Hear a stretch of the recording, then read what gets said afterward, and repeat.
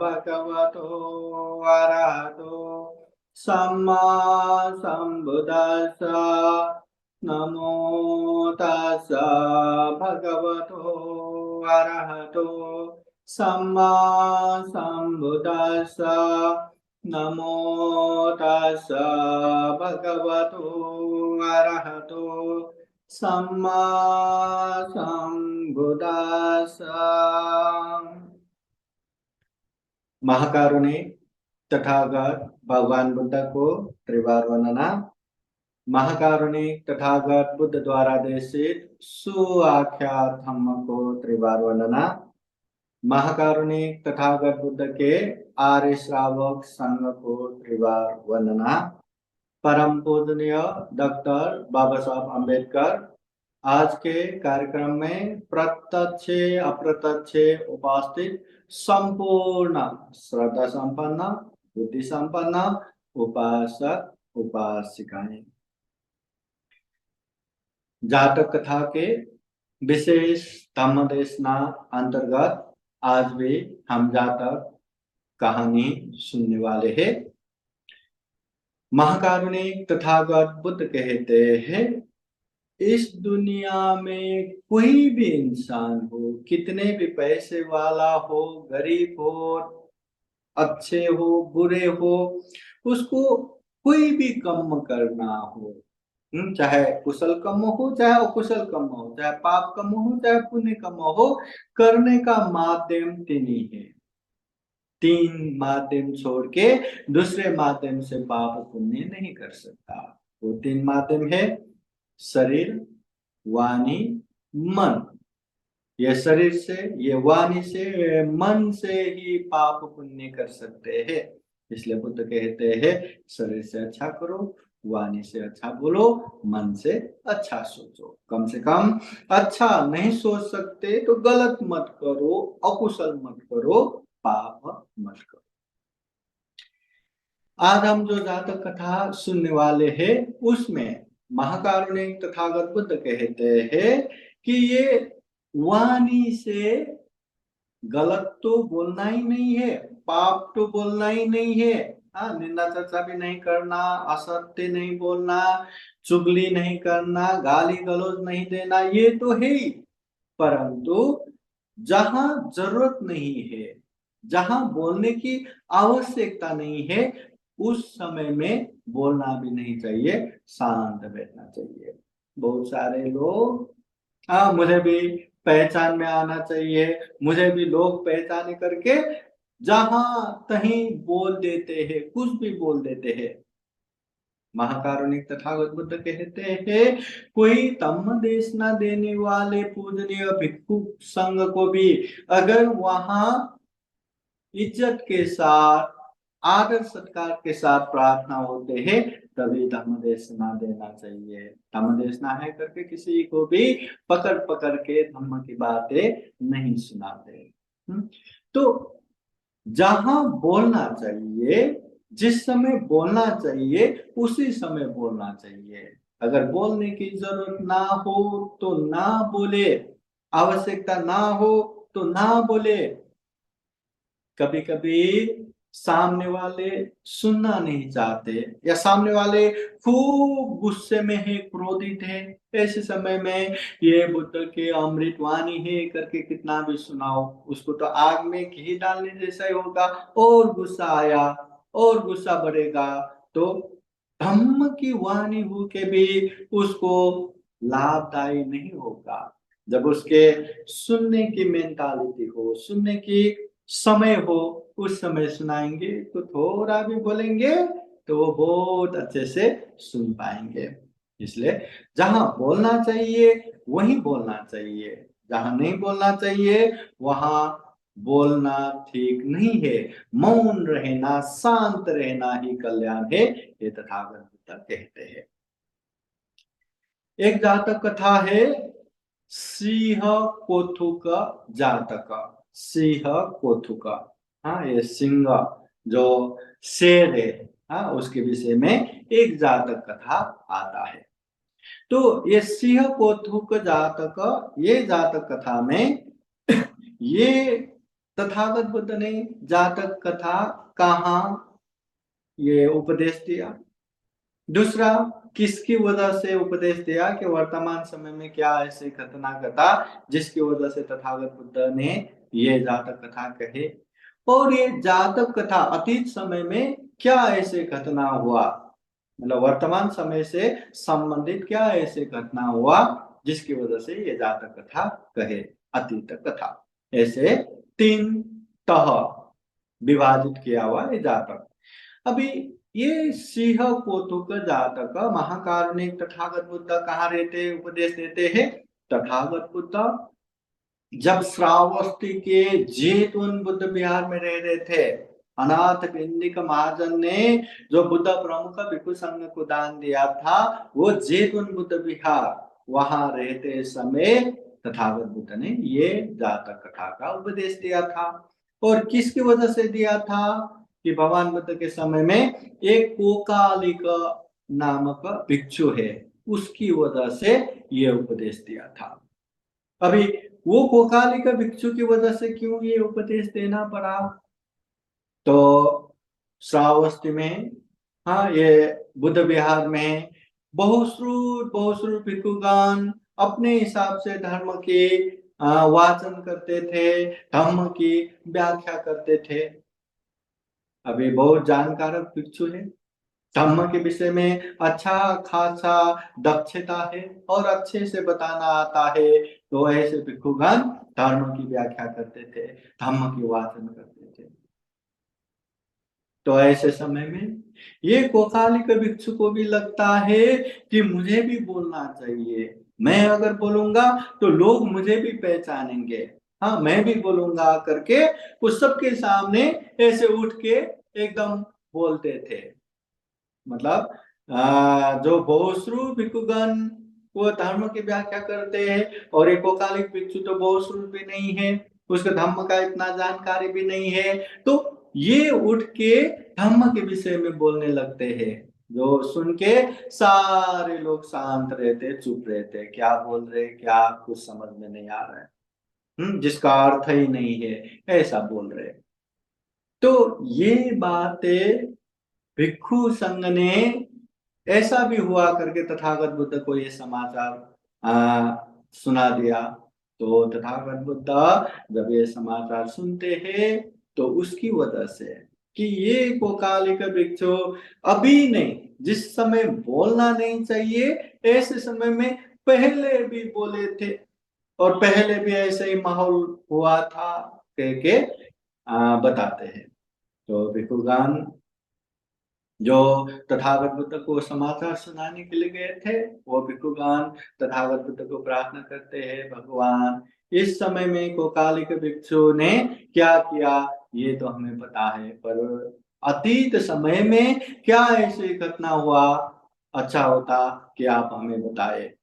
तो तथागत बुद्ध भी ठीक है कहते हुए वो सिंह कौतुक जातक ये कहानी बताते हैं।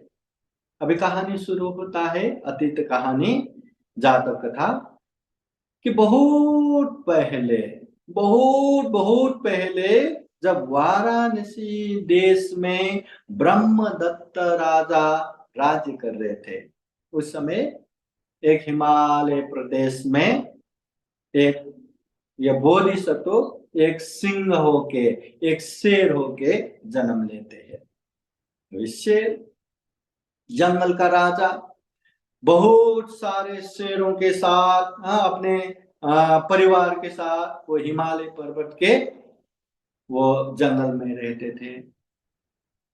बड़ा हो गया, अच्छा खासा हो गया, तो एक समय ऐसा भी हो गया कि हमेशा साथ साथ रहने वाले एक श्रीगाली, हाँ, तो श्रीगाली से ये शेर का मतलब प्यार मोहब्बत हो गया, तो उसके साथ मतलब सहवास हो गया। तो वो श्रृंगाली के साथ सहवास होने की वजह से उससे एक बच्चा जन्म हुआ, पुत्र रत्न प्राप्त हुआ। अभी एक शेर और एक श्रृंगाल दोनों की तरफ से एक पुत्र प्राप्त हुआ। अब वो कैसा था कि उसका पुत्र था दिखने में बहुत शेर जैसा, एकदम भयानक। उसका केस भी शेर जैसा, उसका उंगलियां भी शेर जैसा, उसका नाखून भी शेर जैसा, उसका आकार प्रकार बनोट सब शेर जैसा, उसके पिता जैसा ही। मगर उसका आवाज जो है श्रीगाल जैसा, मतलब उसके माता जैसा आवाज, माता जैसा, बाकी सब शेर जैसा। अभी वो शेरों के बीच में ही पले बड़े और धीरे धीरे बड़ा होने लगा, समय बीतने लगा। एक समय ऐसा आ गया कि अभी अभी बरसात समापन हो गया। अभी बरसात बीतने के बाद जंगल में जो सारे छोटे छोटे अभी अभी बड़े हुए वो शेर है, सारे के सारे शेर वहां मिलके दहाड़ दहाड़ के, मतलब सिंह क्रीड़ा कर रहे थे। मतलब शेर, मतलब दहाड़ दहाड़ के खेल रहे थे, क्रीड़ा कर रहे थे। तो ऐसे दहाड़ दहाड़ के वो गरज रहा है, वो दहाड़ रहा है, वो दहाड़ रहा है, ऐसे जितना हो उतनी ऊंचे ऊंचे आवाज में दहाड़ दहाड़ के सिंह क्रीड़ा हो रहा था। वहां बहुत सारे सिंह भी जमा हो गए थे, बहुत सारे शेर भी जमा हो गए। तो ऐसे में अभी अभी बड़ा हुआ वो जो श्रृंगाल पुत्र, मतलब जो शेर और श्रृंगाल के बीच से जो जन्म हुआ, वो सिंह, वो शेर। तो उसको भी लगा सारे शेर दहाड़ रहा है, मैं भी तो शेर हूं, मुझे भी दहाड़ना चाहिए, मुझे भी पहचानना चाहिए। हाँ, ऐसा सोच के वो भी शेरों के बीच में गया। वो भी शेर की तरह एकदम जम के बैठा और ऐसे ऊंचे आवाज में दहाड़ने लगा। पर वो दिखने में शेर जैसा, मगर आवाज तो श्रृंगाल जैसा ही था। आवाज जब निकाला तो उसका दहाड़ तो कहां कहां, एक श्रृंगाल जैसा आवाज निकलने लगा। तो ये निकलने के बाद जितने भी शेर है वो सब चुप रहे थे, ये क्या हो रहा है, क्या हो रहा है। उसमें से जो सो जातीय शेर से पैदा हुआ, जो अभी भी जवान हुआ, वो शेर सामने आके कहते हैं। और ये जो जातक कहानी है, ये जातक अर्थ कथा में एक गाथा द्वारा कहते हैं। वो कहते हैं, सिंह अंगुली सिंह नखो, सिंह पाद पतिथितो, सो सिंहो सिंह संघम में, एको नदति अन्यथाति। वो एक शेर के पुत्र आके वो बीच में कहने लगते हैं, सिंह अंगुली, ये जो दहाड़ रहा, ये जो बोल रहे हैं, उसका अंगुलियां भी शेर के जैसे है। सिंह नखो, ये जो नख है वो भी शेर जैसा है, एकदम शेर का जैसे पंजा होना चाहिए, जैसा नख होना चाहिए, सब वैसा ही है। सो सिंह संगम में, वो सिंह के बीच में जो रह रहा है, शेरों के बीच में जो रह रहा है, दिखने में शेर जैसा ही है, परंतु एको न तथ्य अन्यथा, ये हमारे बीच के नहीं है, ऐसा लगता है कि ये दूसरे ही है। ये कौन है? हाँ, दिखने में शेर जैसा है, आकार प्रकार शेर जैसा है, उसका पंजा शेर जैसा है, उंगलियां शेर जैसा है, नख शेर जैसा है, परंतु ये जो बोलता है अलग है, ये हमारे बीच के नहीं है, ये कौन है? तो ऐसे प्रश्न निर्माण होने के बाद फिर वहां वो बोधिसत्व शेर आते हैं और कहते हैं, पुत्र, ये तुम्हारा ही भाई है।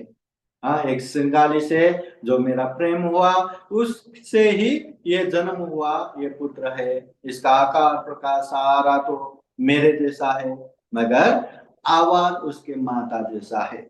ये तुम्हारा भाई है, ऐसा पहचान कराते हैं।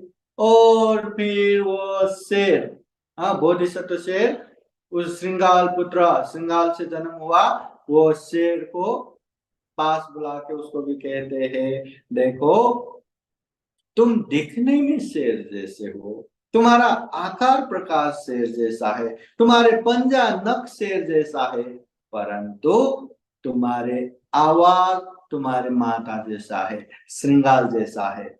इसलिए तुम हमारे साथ रहना है, रहो। तुम्हें ये वन में रहना है, ये जंगल में रहना है, रहो, परंतु आवाज मत करो। तुम ज्यादा चिल्ला चिल्ला के बातें मत करो। अगर तुम्हारी आवाज दूसरों ने सुना तो वो लोग समझ जाएंगे कि तुम तो श्रृंगाली हो। ऐसे में तुम्हारा जान का भी खतरा हो जाएगा। इसलिए कभी भी तुम आवाज मत करना, चिल्ला चिल्ला के बातें मत करना। तो ऐसा कहने के बाद वो शेर भी एकदम डर जाते हैं। हाँ, क्या आज सबके सामने आवाज किया तो शेरों के बीच में कितना बड़ा प्रश्न खड़ा हो गया, कितना डरावना हो गया। आगे मेरे जान का भय न हो, डर न हो, एकदम डर गया। फिर उस समय से वो उन लोगों के बीच में भी रहता है, जंगल में भी रहता है, पर आवाज एकदम धीरे धीरे निकालता है। वो चिल्लाता नहीं, दहाड़ता नहीं, क्योंकि दहाड़ेंगे तो शेर जैसा आवाज नहीं, श्रृंगार जैसा आवाज निकलता है। तो इसलिए उस समय से वो धीरे धीरे ही बातें करके रहने लगे। और ये बोधिसत्व शेर भी जब तक जीवन है तब तक आराम से अपना कर्म करते करते फिर कर्म अनुसार परलोक हो गया। तथागत बुद्ध ये जातक कथा से संबंधित करते हुए बताते हैं कि उस समय में भी यही कोकालिका भिक्षु ये श्रृंगाल पुत्र जो शेर के समय में जहां बोलना नहीं चाहिए था, जहां दहाड़ना नहीं चाहिए, चिल्लाना नहीं चाहिए, वहीं चिल्ला के बहुत बड़ा मुसीबत खड़ा कर दिया। तो वो जातक को संबंधित करते हुए तथागत बुद्ध कहते हैं उस समय जो श्रृंगाल पुत्र शेर जो है वो यही कोकालिक भिक्षु है। वो जो सो जाती है, जो शेर के जो पुत्र है वो राहुल कुमार है। राहुल कुमार बोले तो इस जन्म में सिद्धार्थ बोधिसत्व के पुत्र, मतलब भगवान बुद्ध के पहले के पुत्र हो गया। और जो पंडित वो बोधिसत्व शेर है वो तो मैं ही हूं कहते हुए तथागत बुद्ध ये जातक कथा समापन करते हैं। जातक कथा छोटा सा ही है कि तथागत बुद्ध के समय में एक कालिक भिक्षु बहुश्रुत भिक्षुओं के सामने जहां बोलना नहीं चाहिए वहां बोलते हैं। तो उनकी बातें सुन के सारे भिक्षुगण शांत बैठते हैं, सारे उपासक उपासिकाएं चुप बैठते हैं। तो ये बातें तथागत बुद्ध ने सुना, समाचार मिला, तो ये जातक कहानी कहते हैं। जातक कहानी भी छोटा सा ही है कि हिमालय पर्वत में बोधिसत्व शेर होके जन्म हुआ था। उनका एक श्रृंगाली से प्रेम हुआ तो उससे एक पुत्र रत्न प्राप्त हुआ। हाँ, और वो दिखने में आकार प्रकार में शेर जैसा मगर आवाज माता के जैसा। तो जब बड़े हो गए सारे शेर बरसात के बाद एकदम सिंह क्रीड़ा कर रहे थे, दहाड़ दहाड़ के क्रीड़ा कर रहे थे। उस समय उसको भी लगा मुझे भी दहाड़ना चाहिए, वो बीच में आके दहाड़ने लगा मगर आवाज श्रृंगार जैसा। तो सारे शेरों ने प्रश्न निर्माण किया कि ये कौन है, कौन है। तब वो बोधिसत्व शेर आके ये तुम्हारा ही भाई है, ये श्रृंगाली से जन्म हुआ पुत्र है, ऐसा परिचय करके फिर उसको भी अभी जंगल में रहना है, सिंहों के शेरों के बीच में रहना है, तो आवाज एकदम शांत होके चिल्लाना छोड़ के ही रहना पड़ेगा, नहीं तो तुम्हारे जान खतरे में आ जाएगा, कभी भी मुसीबत आ जाएगा। ऐसे समझाते हैं, फिर वो भी वैसा ही रहने लगते हैं। तो ये छोटा सा जातक कहानी हमेशा ये हमें मतलब ध्यान दिलाता है, ये हमें सिखाता है कि जहां बोलना चाहिए वही बोलना चाहिए, जहां नहीं बोलना चाहिए वहां बोलने का कोई अर्थ नहीं। नहीं ये तो मुझे आता है, मैं बोलूंगा, चलो मैं समझाऊंगा, हाँ ऐसे करके आगे आगे आने का मतलब नहीं है। जब आपको आदर सत्कार के साथ बोला जाएगा, आपको निमंत्रणा दिया जाएगा तब आप बोलेंगे, तो उसका वैल्यू भी रहेगा, उसका महत्व भी रहेगा। बिना कारण नहीं ये विषय में मैं बोलूंगा ना, मैं समझाऊंगा ना, हाँ मैं बोलूंगा करके ऐसे ही बोलना नहीं है। इसलिए तथागत बुद्ध बताते हैं कि कोई भी बातें बोलना है करके कुछ भी बोल के नहीं बोलना, नहीं बैठना। ज्यादा बोलेंगे तो उसका भी बहुत सारा दुष्परिणाम है। देखो, कुछ भी बातें कितना भी बोलो उसमें कोई दोष नहीं है, मगर दोष ये है कि बोलते बोलते हम झूठ बोलते हैं, बोलते बोलते हम चुगली करते हैं, बोलते बोलते हम निंदा चर्चा करते हैं, बोलते बोलते हम गाली गलौज देने लगते हैं। अगर ये बातें फिल्टर करके अच्छे बोलेंगे तो कितना भी बोलो ये ठीक है। और एक बात, हम अमृत वाणी बोल रहे हैं, हम तथागत बुद्ध के उपदेश ही दे रहे हैं, मगर जहां बोलना नहीं चाहिए, जहां जरूरत नहीं है, ऐसी जगह पर बोलेंगे तो उसका भी वैल्यू नहीं होगा। धर्मदेशना सुनना भी एक माहौल होना चाहिए। हाँ, अभी खुले में हम धर्मदेशना सुन रहे हैं, यहाँ म्यूजिक बज रहा है, यहाँ आवाज आ रहा है, यहाँ बच्चे खेल रहे हैं, यहाँ हो रहे हैं, यहाँ ये हो रहा है, कहाँ प्रवचन सुन पाएंगे? कहीं बाजार में बैठ के प्रवचन कहाँ सुन पाएंगे? कहीं रेस्टोरेंट में, होटल में, हाँ बहुत लोग वहां खाना खाने के लिए बैठे, ऐसे जगह पे पंडित जी प्रवचन दीजिए, कहाँ सुन पाएंगे? एक शांत, एक एकाग्र वातावरण होना चाहिए, और लोगों का भी सुनने की मनसा होना चाहिए, और सुनने के लिए भी प्रार्थना करना चाहिए, तब जाके बोलेंगे तो उसका वैल्यू बहुत होगा। ये है सिंह पोथु का जातक।